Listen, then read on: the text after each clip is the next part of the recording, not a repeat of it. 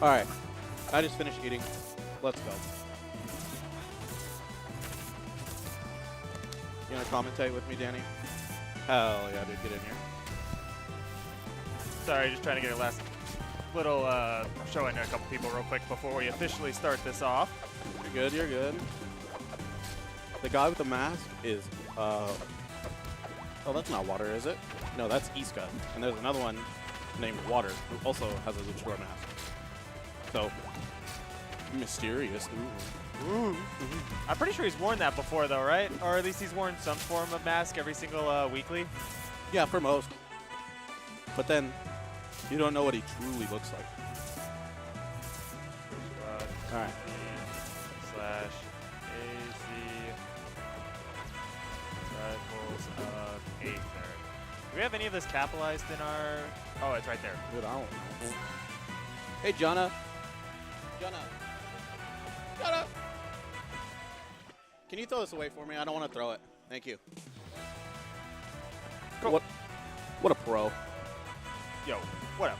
We're about to get this started. Hell yeah, dude. Oh, this is Eeska. I thought it was Water. No, it's Eeska. I have no idea who Eeska is then. Dude, that Chinese food, hella good. Let me tell you. Which one? The one down the street? Hell yeah. I had a Bassi try that before. I've never actually tried it myself. It looks hella good, though. It's good. It's not great. I'll tell you that. Oh, okay. But definite good. Definite good. I mean, I think at this point you're just wanting convenience rather than... Yes, that's why it's a definite good. Ooh, that was almost a tricky situation with that cloud. Could have maybe gotten a downer off stage. Yeah. But Zora, as you know, if you watch this regularly, you know that he's no slouch. No, Zora is usually somebody that grinds really well in friendlies, but just has a hard time making it work in tournament setting. So yes, that's honestly his biggest flaw. Like, because a lot of his neutral and combo game is really good, but yeah, I guess like tournament nerves just kind of get to him really bad. So I mean, I don't blame him. Like, you know, he's yet to like fully like prove himself to be like a really top contender for like top 8 consistent top 6 placings, and I really want to see that from him. Okay, that was good. That was a nice really setup. Oh, and you see that the perfectly timed cloud explosion again. So one thing, like, he's using that a lot more than typical Absas I see, is that the strong cloud explosion. Yes. Because usually you use it for like an edge guarding situation, but he's just using it in neutral and trying to get combos out of it. So right. We'll see how it goes. His recent attempts with using it, I'm questioning a little bit, but you know, I also think Zora's not expecting it a whole lot. Like, oh, nice. Oh, wow. Early KO. Yeah. And I think that might have been sort of an SD because I think he could have possibly made that back. He absolutely could have made it back.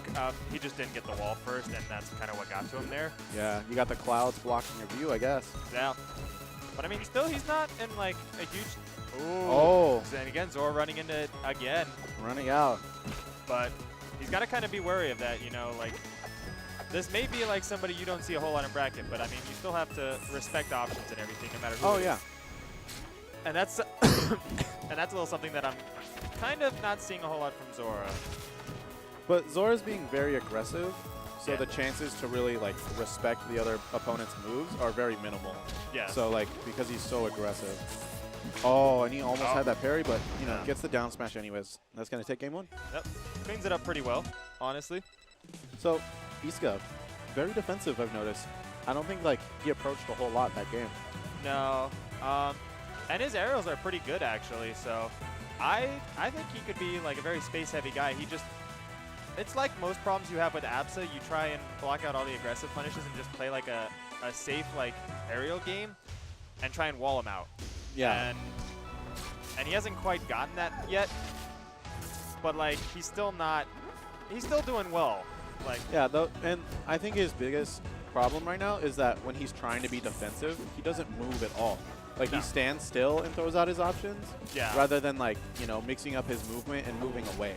Like like right now, like he's not moving at all. And then he just threw that random F. Oh man. No, it's fine. Oh, well, he also had him tagged just in case, but yeah. So he's a very standstill player. Right. Which I don't know if I necessarily agree with, because Absa's like one of the biggest strengths is like her aerial movement can really help, and her disjoints just make it so that it's so much more doable to catch opponents off guard and get the confirms that you want. Because Yeah. Especially with that up B, you can like edge cancel it and mix up your movement, you know? Yep. That's a huge part, but unfortunate, you know, doesn't make it back to ledge right there. But even game. Yeah.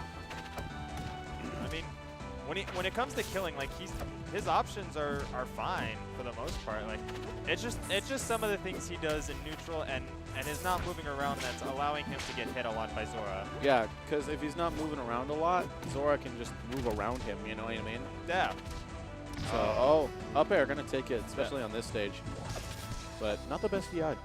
Also, I don't know if this is necessarily a best stage for Absa either against this matchup. Like, Maypul has tons of good kill options here. Yeah, but I also feel like that up tilt up air is real prominent on this stage. Especially on Maypul, it's probably gonna kill around 70. Yeah. So, I don't disagree, but like maybe there could have been a better stage. Right. So, and it could just be like, you know, personal preference. Yeah, new phase. I mean, I'm not gonna bash him for the stage or anything like that. Yeah. You have your preferences. But game 2. Yep. Zora takes it pretty cleanly. Yeah. But still, not a bad showing from Eeska. Yeah, for sure. Definitely not bad at all. But just Zora, you know, Eeska not moving. Zora being so quick around him as Maypul. Yeah. But all right. But I'm expecting there to be a lot of new faces I've never even heard of before here today. So yeah, for sure. Like 7 people got buys today, which is that's actually kind of insane. Almost unheard of. Yeah. I didn't think it would be like that many buys. But even so, like that's a lot. Yeah. All right. So, you know who we have on deck for stream? Not yet. I think pretty Steven's sure figuring that out right now. I think we're gonna get another round 1 match because we actually have a lot of those to go through right now. Yeah. So I'm curious to see who we get in next. Yeah, me too. We'll see. Ah. Ooh. PKBS and who? Junna. Oh. So this one, already we're starting to get to PR. Yeah. So we have number 5 on PR right now, Junna. Yep. Versus PKBS. Who is like a familiar face. Like he comes here a lot, but recently he hasn't really shown his face much for most of these tournaments. It's been honestly a couple weeks since PKBS has shown up. Yeah.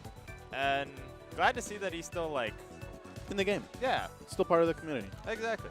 Granted, we get most of ours. He comes from Smash 4 background as well, and that's where we get most of our demographic here, at least who's not rivals. But it's nice to see how well most of them can transfer between rivals and Smash 4. Because a lot of the neutral is, you know, very similar. It's not exactly the same, but, you know, the general concept of neutral is very similar in the game. Yeah. And I'm actually kind of curious to see how he's been keeping this going. So yeah, he could have been practicing the whole time, or he could be rusty. So we'll see. All right. So PKBS is a Maypul. Yes. And we know that Junna is a crack.